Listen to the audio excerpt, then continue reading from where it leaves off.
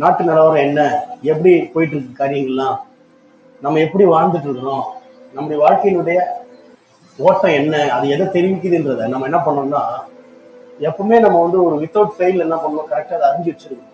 அதுதான் என்ன அப்படின்னா கடவுள் நம்மளை நடத்த முடியும், நடத்துறாருன்றது அர்த்தம். அது மாத்திரம் இல்லாம ஆண்டவர் நம்ம அப்பதான் நடத்த முடியும். நம்மளை இந்த தேசத்துக்கும் நம்ம இருக்கக்கூடிய பகுதிக்கும் நம்மளை ஆசீர்வாதம் வைக்க முடியும்.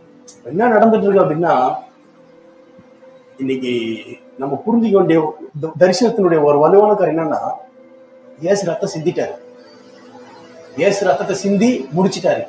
எதுக்கு இயேசு ரத்தம் சிந்தினாருன்னா, பரமண்டலத்திலே பிதாவி சித்தம் செய்யப்படுவது போல பூமியில அவரு சித்தம் செய்யப்படும்படிக்கு இயேசு ரத்தத்தை சிந்தி முடிச்சிட்டாரு. அப்போ பூமி என்ன அப்படின்னா, பரமண்டலத்திலே பிதாவி சித்தம் செய்யப்படுவது போல பூமியில செய்யப்படுவதாக அப்படின்ற அர்த்தம் என்ன அப்படின்னா, ஆதாம் எதை இழந்தானோ, புரியுதா, ஆதாம் எதை இழந்தானோ அதை இயேசு மீட்டு கொடுத்துட்டாரு.